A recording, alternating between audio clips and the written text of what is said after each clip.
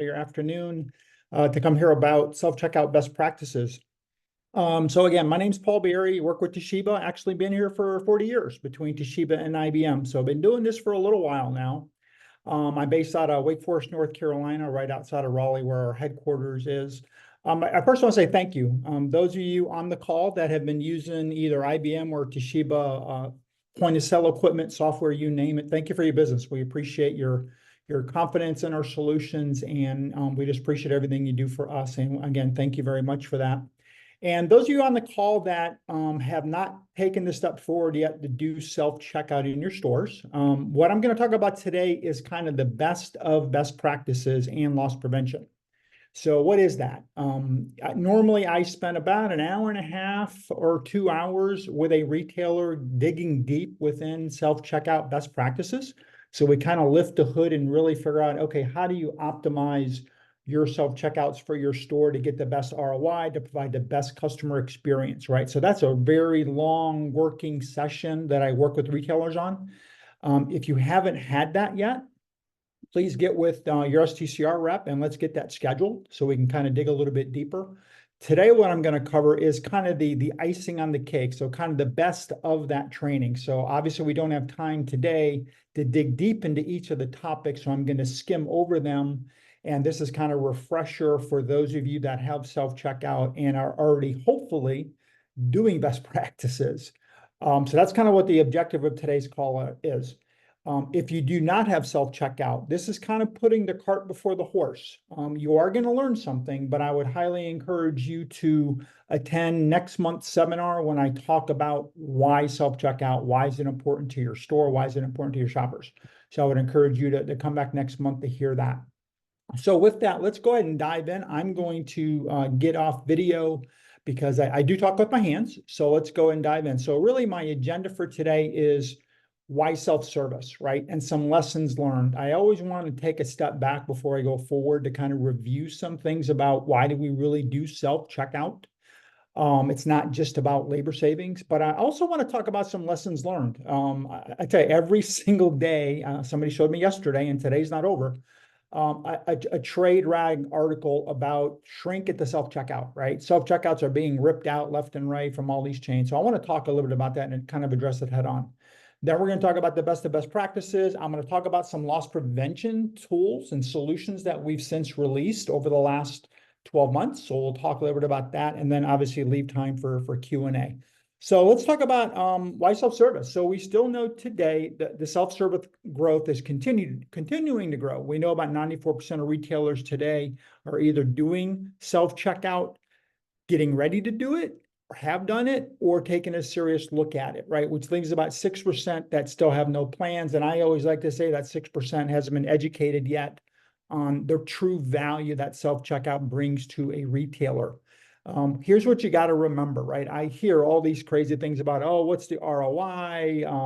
What's the throughput? You know what? It's all about giving your shoppers a great experience, an exceptional experience while they're in your store. And the way you're going to do that is giving them control of that transaction, give them the privacy during the checkout experience. They're happier when they're doing things on their own, right?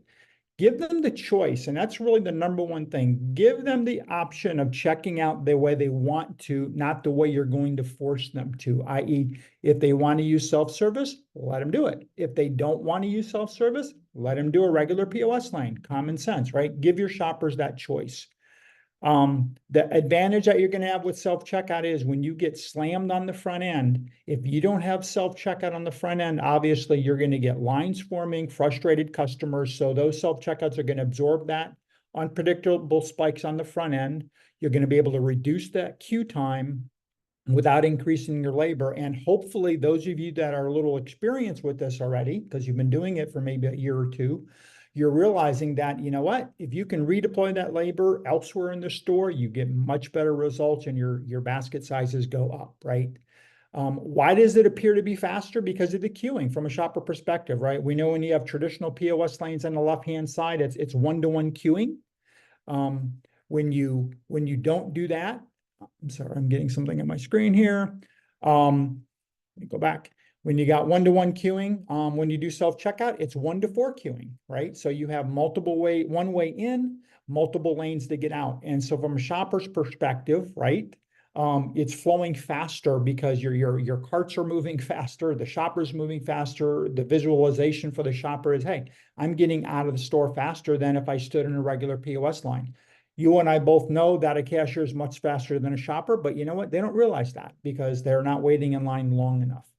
So here's some of the things that we've seen, right, in the industry, right? Retailers that, and this could be you, retailers that have implemented 4 or 6 self-checkouts before are adding more.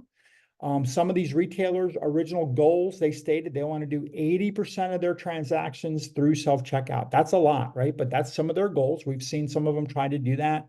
We've seen them trying to make self-checkout to be the primary path getting through the store, right? Getting out of the store. And they're trying all crazy things, right? We've seen Walmart over the past couple of years. They came up with some stores that had, 99% self-checkout systems. We saw Albertsons try to do that a couple of years ago. Same thing. You know what? We're going to do stores with 100% self-checkout. There was a Harris Teeter in Charlotte, North Carolina. They did the same thing. They converted the whole front end to 100% self-checkout, right? And now we come to this chart, right? And I could probably have 5 charts on these trade route articles that I've seen that I've cut out to say, you know what, self-checkouts are being scrapped at Walmart and Costco and Wegmans, right? Self-checkout's a failed experience. You guys have seen them. I saw one this past week. Safeway removed self-checkouts in California stores, right? California proposes a bill to outlaw self-checkouts in all stores. Nothing from California surprises me, but you know what? Here's the deal. If you peel back each one of those articles, right? Think about it. What sells magazines, right? Stuff like this. But if you peel back each one of those, like the Safeway one, I talked to our rep that sells self-checkouts to Safeway, and she has sold them probably 13 to 14,000 of our self-checkouts. I said, hey, Tracy, you know what? Are they ripping them out? She goes, Paul, you know what? These stores are in the San Francisco Bay Area. Yeah, they're removing self-checkout in 2 of the stores, and guess what? They're even closing a store altogether because the theft is so bad in San Francisco, they're closing the entire store. And I think everybody on this call has heard the crazy thing that's going on out there with Walgreens pulling out, Target pulling out stores. So it's not a self-checkout issue. It's just the environment that those stores are in aren't good for retail, period, right? So be careful when you start to hear some of these crazy things and really do your own research, because I can assure you, these retailers like Walmart, Costco, they are not ripping out self-checkouts like the trade rags want you to think. Yeah, they're probably realizing they made some mistakes. They went too far, and now they're kind of rewinding a little bit. And maybe they put self-checkouts in stores that they shouldn't have just because of the neighborhood that they're in. So really do your investigation. Like right now, Target, they're trying to limit 10 items or less in some stores. Dollar General, they're removing self-checkouts in several of their stores. But, when I look at some of these things, they don't follow best practices. So I kind of understand why their shrink may have gone up at the self-checkout lane, because if you don't follow best practices, guess what? You're going to get shrink. And hopefully that's why you're on the call today, to learn what to do and what not to do. So let's dive in. So best practices. What really influences the shopping experience, right? We hear all kinds of things. Is it the signage that you're going to put? Is it the color of the SCO? It doesn't really matter, right? Where the rubber meets the road is this.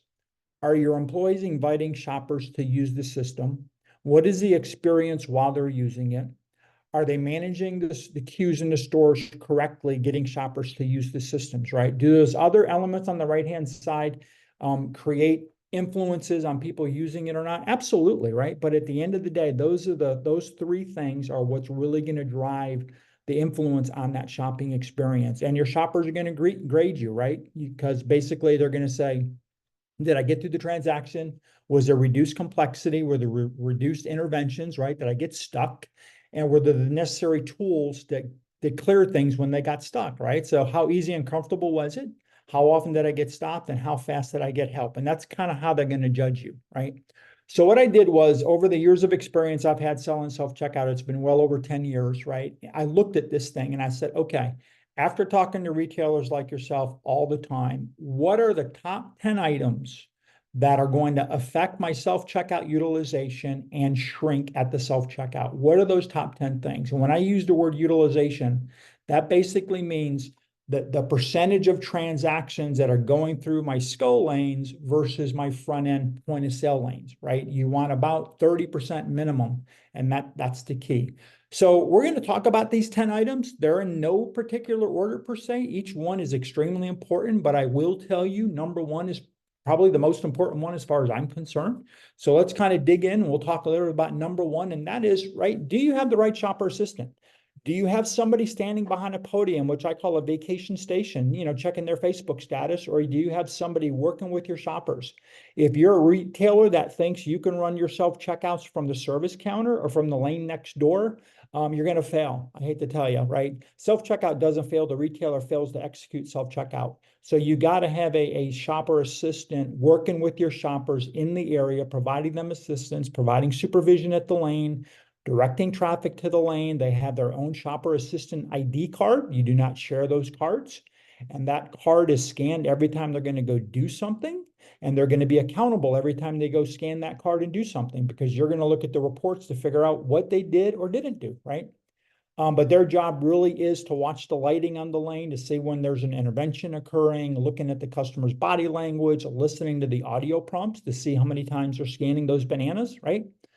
But the most important thing that shopper assistant can do to help prevent shrink at the self-checkout is to greet every single shopper that enters that courtyard where the self-checkouts are. Just a simple, hi, my name is Paul. Let me know if I can be of any assistance. I'll be right over here.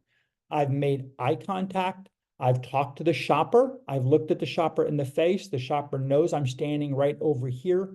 What do you think the odds of that shopper stealing from you at self-checkout? It's probably not going to happen if you implement what I just said, along with a few other things that we'll talk about. So that's extremely important on what you want to do. What are some of the other things a shopper assistant really needs to do is greet the shopper, like I said, encourage them to use it. Don't assume they know how to use the self-checkouts in your store. Answer any fear, remove intimidation. Maybe they're scared to use it. They haven't used it before. They haven't used your systems before. Educate them why an intervention occurred. Just don't clear it and move on. Say, hey, your child is playing in the bagging area. The bagging area has weight security in there. It's causing the scale to fluctuate. Oh, okay, I didn't know that, right? So you really want to educate them. They got to manage that flow and really monitor what's going on. And when they're not busy, right, you need to help the shopper out as much as you can. Open the bags for the shopper, offer to scan items for the shopper, keep the lane clean. It is a customer-facing device, right? So they need to not stand in the corner, do nothing. They're getting paid by you. They need to be keeping those lanes clean and helping the shoppers. And those shoppers, maybe the elderly that are maybe a little intimidated to use the system, right? By just helping them a couple times when they come into your store, you know what? Fourth or fifth time they come in, they're going to say, you know what, I got it. I don't need any help, right? So you're really training that shopper. These are two charts I'm not going to cover in detail. You're going to get this presentation if you ask Angel to send it to you. But basically, there's two charts that I've created that are kind of the checklist, right? Is the shopper assistant doing their job or not? You can go through these things and really grade your shopper assistant, right? Am I getting the bang for the buck that I'm paying you to do this job, right? There's a lot of responsibility that person has, so I would follow those. Next one is, management not embracing self-checkout. This is a stickler, right? And if you haven't had formal best practice training by myself or somebody from STCR, you need to do it. Because what I've learned over the years is if you want successful implementation of self-checkout, you got to have the proper planning. You got to be committed to doing these best practices that I'm talking about. Self-checkout, it doesn't have to mean, self-service doesn't have to be no service, right? So you got to really practice best practices. And then you got to have support from all levels of management, right? And this has to be driven from, if you're a single store operator, from the ownership down. If you have 5 or 6 or 7 stores, it's got to come from each line of business, right? Within the organization, right? If you have an operations team, they need to be on the same page. Your management team has to be on the same page. If you have loss prevention people, they got to be on the same page. If everybody's not on the same page from a leadership perspective, the store is never going to get this figured out, right? You're going to continually struggle. Every store employee needs to know why you're doing it. I said every store employee, not just a shopper assistant, right? Because when you hear the entire best practices training session that I normally do, you'll learn what the role of every person in that store is when it comes to self-checkout, because they all play an active role, some more active than others, but they need to understand it, right? Management needs to address employees' concerns right away when you're getting ready to implement SCO, right? Do they think their jobs at risk? You got to address some of those things up front versus after the fact, right? Is your store ready for self-checkout? Do you have a clean item file, right? Do you have items that don't scan that are going to cause problems? Do you need to put them in the quick item lookup? Does the employees know their roles, right? Are you educating the employees on what the benefits of self-checkout are, right? Choice, privacy, control. And then the most important thing, I see this happen all the time. Big chain, small chain, I don't care what size chain is. Think about this. Let's say you have 5 stores, 4 stores, and you implement self-checkout on the first store and you do great. You implement best practices and you're getting, let's say, 35% of your transactions going through the store. You're happy. And then you go to store number 2, right? Because we always recommend do a pilot store before you move on to store number 2. So you go to store number 2, and what do? You take the new shopper assistant for store number 2, you send them to store number 1. That shopper assistant shadows that other shopper assistant and they get some good experience. And now they go back to store number 2 and they start doing their job. But that's it. Nobody else in the store knows all these things that we talk about on this page, right? Nobody else in the store knows why we do self-checkout. So you're really hurting yourself. You got to make sure everybody in the store knows why you're doing it, what their role is. That way, when a customer goes to an employee in the store and says, hey, those things are taking jobs, aren't they? I'm never going to use them. If that employee can't say, no, they're not taking jobs. Did you not see the help wanted sign in the window? Would you like an application, right? And that's a true story that I had one person in a retailer tell a customer. If that employee can't address the shopper's concern, they're never going to use your self-checkouts, or they're going to have a bad attitude when they come into your store thinking that those self-checkouts took jobs. And we know they usually don't. You can't even find the labor nowadays to go do it. So make sure you do the right thing there. So the next things, we're going to cover a couple things, right? So number 1 is not removing express lanes, right? Which is a big no-no. Keeping POS lanes away, keeping them open with no lines forming, right? Opening POS lanes away from self-checkout lanes. That's really bad for queue management, right? You're locating self-checkouts at the far end of the store versus in the center that we recommend. Not putting the right mix of cash and card-only models in the store. And then the shopper assistant really not performing good queue management, right? They're not doing one of those, the third of what drives a good customer experience. So what's the best layout, right? The best layout is putting, let's say you're going to do 4 or 6 self-checkouts, putting them in the center of the front end.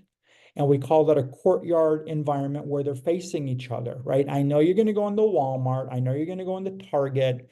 And maybe these other large retailers, I got 15 lanes, 30 lanes across the front end. And it's so easy for them to just slam self-checkouts on the end. I get it. Don't get me wrong. It's a lot easier to do that. But you know what? That's not the best location for them for several reasons. And we'll talk about that here in the next couple of charts.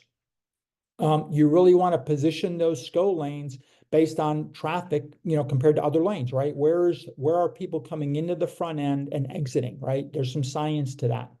Make sure they're visible, right? The self-checkout lanes are visible when the shopper's approaching the area, right? You've got to minimize express lanes. If you're doing self-checkout and you have traditional express lanes, you're competing with the self-checkout. Self-checkout is express, so why do you need express lanes? Turn them in the regular POS lanes.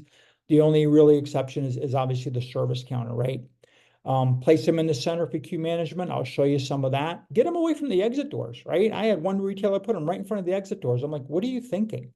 You're asking for shrink by doing that. Plus, you're asking for the outside environmentals of wind and stuff like that to affect the weight security scale. Some retailers don't listen, obviously. Your HVAC vents, make sure they're not blowing down onto the security scale. That's going to cause issues, right? Let the merchandise racks be your friends. Use merchandise racks to create the courtyard. So again, use very low merchandise racks to create the box that the self-checkouts are going to sit in. That'll leave impulse items for the shoppers to buy while they're at self-checkout, but also help you create a box where there's one line going in, one line going out, right? That's the goal of self-checkout from a loss prevention perspective. And then obviously never share, electrical circuits with self-checkout and the soda cooler next to it, right? So here's a typical example, right? A courtyard environment, one way to get in, using merchandise racks to create that one way going in. You never want two ways to get into a self-checkout area. You want one line going in, one line going out, using those lower racks, keeping them in the center. And here's an example, right? The proper queue management when it comes to self-checkout is as follows, right? Let's say you have 4 in the middle, like the picture shows. When you start opening lanes, you're going to open lane 3 first, then lane 4, then lane 2, then lane 5. So you're tiering outward when it comes to opening lanes. Do you like to wait in line? I don't like to wait in line. Shoppers don't like to wait in line. But you know what? When lines form, right? When lines form, that's going to create people to look at self-checkout. So by opening lanes 3 and 4 first, those lines will start to form. If the shopper assistant is doing their job, they'll start to break down those lines and invite people to use self-checkout. And that's the ultimate goal here is you want lines to form, and then you can start opening lanes outward, right? Never open lane 1 first or lane 6 first, because guess what? The shopper assistant can't run down there to go grab somebody to use the lane when they're waiting in line, nor is the person waiting in line going to see that maybe there's availability at self-checkout. So do yourself a favor and start opening self-checkout lanes next to SCO lanes. So the point is, if you put the self-checkouts at the end, you don't get to take advantage of that, because now you only have one POS lane next to it, and you're bottlenecking everybody at one end of the front end. So you want to kind of have an average in the center, if at all possible. And I understand mileage may vary depending on your store. Here's McKeever's in Kansas City. I love the format, right? Courtyard right in front of customer service, right in the center of the front end. This is a picture when they just open these stores with self-checkout. What's missing from these? Merchandise racks, right? You need merchandise racks creating one line going in, create merchandise racks creating the box. So again, impulse items next to the self-checkout lane. So that would be my recommendation on that one. What else? Number 6, not reviewing the BOSS reports and speaking to the shopper assistant to make continuous improvements. So what is that? What's a BOSS? So the BOSS is the back office system server, right? That is a system that either sits in your store or it sits at your headquarter location. And that's got software on there that talks back and forth with the self-checkout lane. And it's houses all of the reporting. So all of those self-checkouts produce reports. We'll talk about some of those here in a minute. But it's there to house the reporting. It's there to house that weight database that keeps track of what the weight of every product is and any special attributes about the product. Maybe it's a pass-around item because of the weight of it. It's too heavy to put in the bagging area, right? It's where you're going to go configure your quick item lookups, your flip charts, things like that. It's where you create your shopper assistant ID cards and lane configuration, right? But again, the most important thing I feel the BOSS is the reports, right? I mean, I bet you if I took a poll on this call, those of you that have been using self-checkout for years, and if I asked you how many of you are looking at the BOSS reports about once a week, and I bet you I get less than 3% of you are doing it. For some reason, you don't want to really research how well your self-checkouts are running, right? And this is what's going to tell you that. And by not looking at the BOSS reports, it's like trying to fly a 747 without looking at your instruments. You're not going to do very well. And same thing with self-checkout, right? How am I knowing how well my self-checkouts are doing? How do I know if maybe there's a product in my store that's causing scanning issues for the shoppers, right? How do I know what my utilization rate is at the self-checkouts? How many people are using it? What's my average basket size? How many per hour, right? That's going to be given to you through all these reports. All these reports are going to give you all of that information. It's going to help you pinpoint where you have packaging issues that are causing friction, i.e. interventions at the self-checkout, right? It's going to show you what the shopper assistant is doing when they scan their card, right? Did you give them the ability to do voids? Are they doing too many voids? Are they ripping you off at the self-checkout? That's where you're going to learn these things, right? By looking at those reports and taking action on them. There's also a top 25 report. If you're lazy and you don't want to crawl through a bunch of reports, you can kind of get the highlight of all the reports. But your ultimate goal here is you want at least 35% of your transactions going through those self-checkouts if you're doing the right thing, right? Make sure you're resolving for red flags in your store. Again, you know this by now if you've implemented self-checkout, right? Anything that doesn't scan, doesn't have a barcode, multiple barcodes, packaging issues, right? Again, why are we doing this? We want to give a good customer experience. Well, guess what? The customer doesn't have cashier training, right? So they are the cashier. So you want to make sure that when they're at the self-checkout, they're not getting stuck and getting frustrated in your store. And by doing that, you got to make sure that these items are really taken care of. Not utilizing the lane security feature. This is really hilarious, and I'll tell you a little story. But what is the lane security feature? So if you recall, when you purchase self-checkout, hopefully somebody explained to you the way the weight security works on the self-checkout lane. It's pretty simple. Doesn't know the weight of any product in your store. So when you go live, it's going to start to learn the weight as shoppers are scanning products. And when they scan a product and that product is scanned 10 times, after the 10th time, it's going to lock that UPC in the weight security database. And it's going to say, you know what, this bottle of water weighs between this weight and that weight. So it's got a range, it's got to fall within.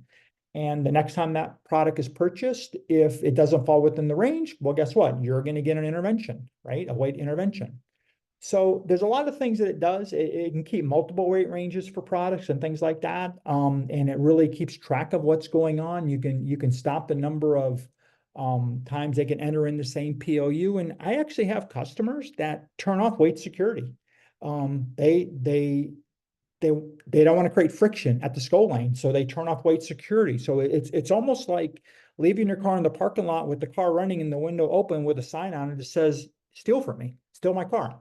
That's kind of what it's like using weight security and turning it off. And I had one retailer in Carolina. They were supposed to roll out self checkouts to 100 plus of their stores, and they called me up and said, you know what, Paul, we're having too much shrink at the self checkout. And I'm like, well, why? I said, let me come down to one of the stores and investigate. So I spent 20, 30 minutes on the front end, and I looked at it, I just started to laugh, and I said, wow, I wonder why you're getting shrink. Let me see. Number one, you install the self-checkouts right in front of the exit door. I told you not to do that, right?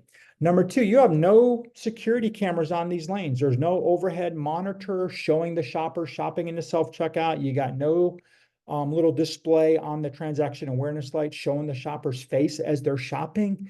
And then you have weight security turned off. And I said, and now you're saying you're getting too much shrink at the self-checkout? I'm like, doesn't take a rocket scientist to figure out, that's 3 strikes and you're out, right? Of course you're not going to implement self-checkout. I wouldn't either.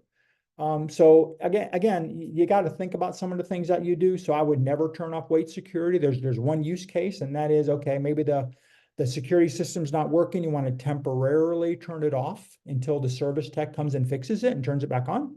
That would be the only case I can think about, right? Temporarily turning it off. So yeah, please don't do that, but that's kind of how the weight security works. Make sure you have shrink awareness in mind when you're doing this, right? So again, make sure as you're creating your quick item lookup list, right? If you have organics in your store, put the organic product next to the standard product, make an organics tab on the tabs at the top, maybe make an organics category. Now I've given the shopper 3 ways to find organics, right? We have one retailer that created these little organic stickers that they put on the organic products, and they put that organic sticker on the actual label on the screen, on the quick item lookup tab on the screen, right? So you can also do that. So that's something I would really encourage you to kind of look at. All right, if you have type 2 barcodes in your store, so these are barcodes where the price is embedded into the barcode. I would encourage you to make sure that by default it's turned on to either communicate to your point of sale application, whether it's ACE or SMS in the back end, or you'll feed it the scale file. That way it knows what the cost is per pound. So when they put the item on the scanner scale, it'll weigh it and it'll do the calculation to compare the barcode price to what it really is. That's kind of a fail-safe system.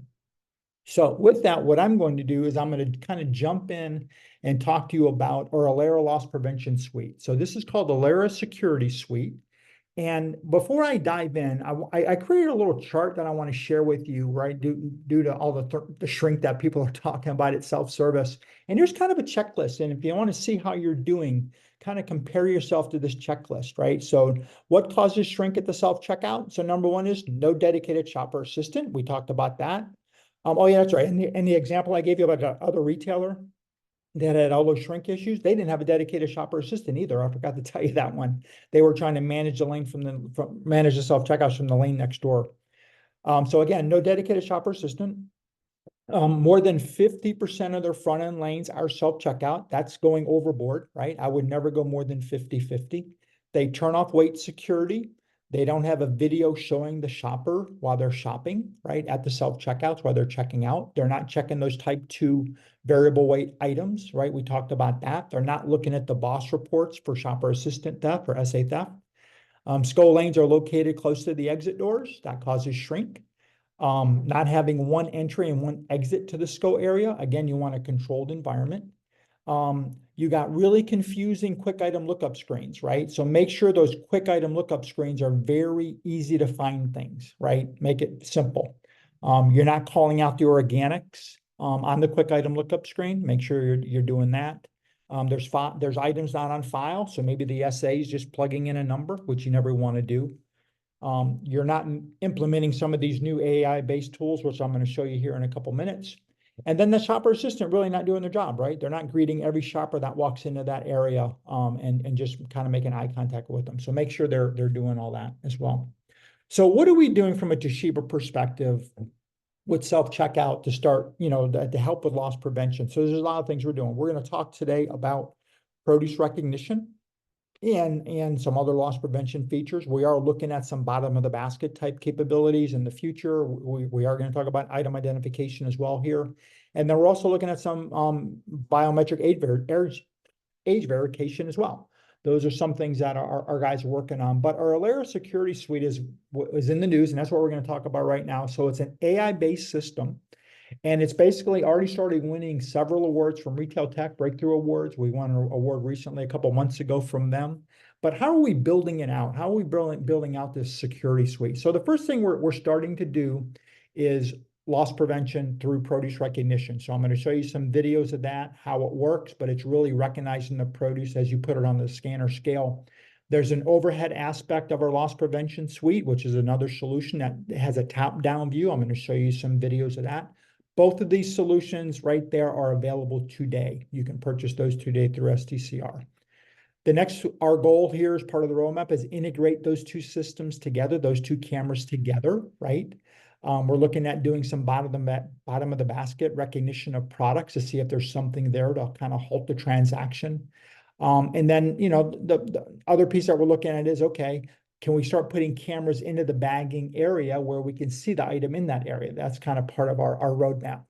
And then we have the personal video monitor, right? The PVM camera that will look at the shopper while they're shopping and show them being displayed on the screen so they know they're being watched, right?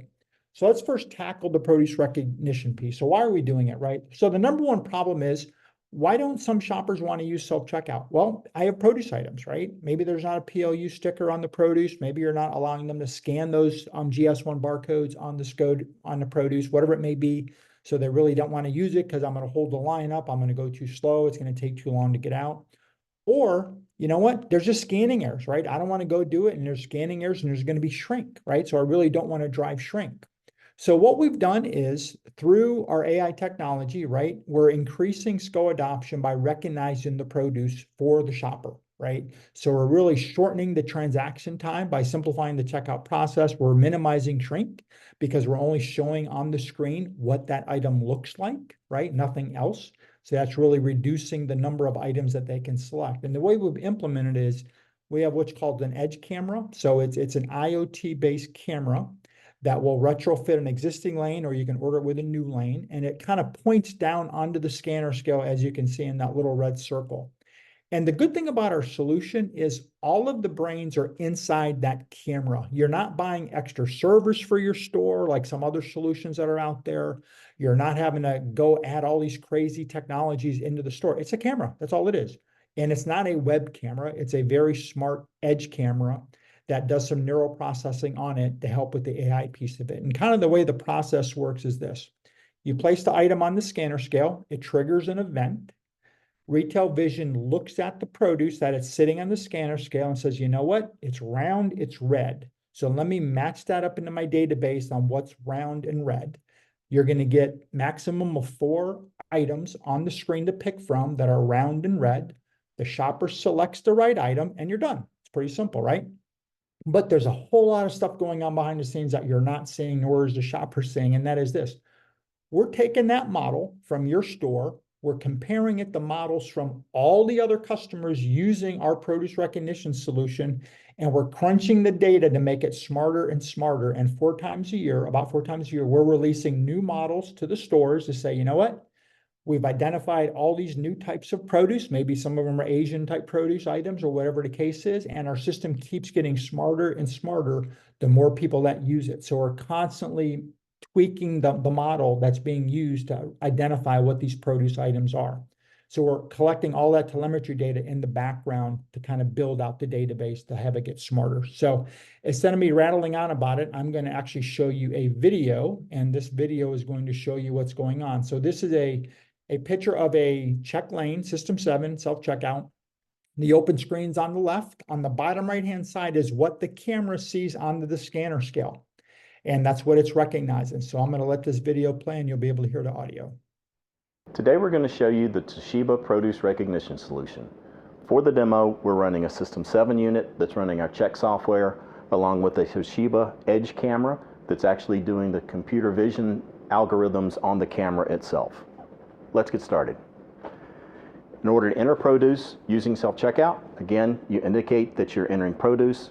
You put your item on the scale. The system recognizes the item. For items that have both organic and non-organic items, both are shown for the shopper to choose. Here, we'll select our bananas, add them to the cart. The solution also works with bags. So here we have an avocado put in a bag. Select produce recognition. The item gets recognized. We add it to our cart. We also recognize items that are in a reusable bag. So here we have oranges. Put them on the scale. Request the system to identify them, and it does identify the items. So the other feature of the solution is allowing the shopper to correct their own mistakes that they could have inadvertently made while shopping. So here, we'll put garlic on the scale, allow the system to identify it. Let's assume the shopper says they don't want to use that item, they want to key the PLU in themselves. They inadvertently enter the wrong item number. So what the system will do will show them exactly what the camera observes, the item they entered, and what the system selects as the actual item on the scale. Here, the shopper can easily correct their mistake and enter the correct item. Next, loss prevention in terms of customers that are not making accidental mistakes. In this example, they're trying to purchase a steak for a banana. They put the steak on the scale. Enter the produce. The system does not recognize the item, so the shopper can key in their own item number. So here we're keying in bananas. The system shows what was actually on the scale, the item that the shopper entered, so they know that they've been caught. They can continue down this path and say they want to select the bananas anyway. Once they put the item in the bag, the shopper assistant is called over to be able to address the situation. Once they scan their shopper assistant card, we show the item image of the steak. We show that the shopper entered the banana, so the shopper assistant can void the item at this point in time to continue the transaction. That's Toshiba's Produce Recognition Solution. All right, hopefully that gave you a little idea of how that system works. Again, like I said, it is available to you today at the self-checkout lane. If you are running Toshiba's ACE system on your front-end point-of-sale lane, the exact same thing you just seen, that video, also works at the ACE lane for the shopper. I'm sorry, for the cashier. So instead of the cashier trying to figure out what the PLU is or keying it in, they can put the item on the scanner scale, and the camera, if you have the Datalogic 9800i, will mount the camera in that stock, and it'll point down onto the scanner scale and recognize the produce item as well. So you kind of get the exact same results from that. And the advantage of it at the POS lane is this. On the left-hand side, you kind of see how long it takes a cashier to either recall from memory, UPC it, or type in the PLU number, or ask the cashier next door, versus on the right-hand side, if you let produce recognition recognize it, it's about 3.5 seconds. So again, very, very quick. So the next solution we'll talk about really is the overhead camera. So this is the loss prevention camera that mounts into the top of the transaction awareness light and points down over the scanner scale. Here's kind of a different view of it. And what this is trying to do is catch what we call ghost scans, right? So it's using, again, computer vision with AI technology, and it's creating a little zone above the scanner scale.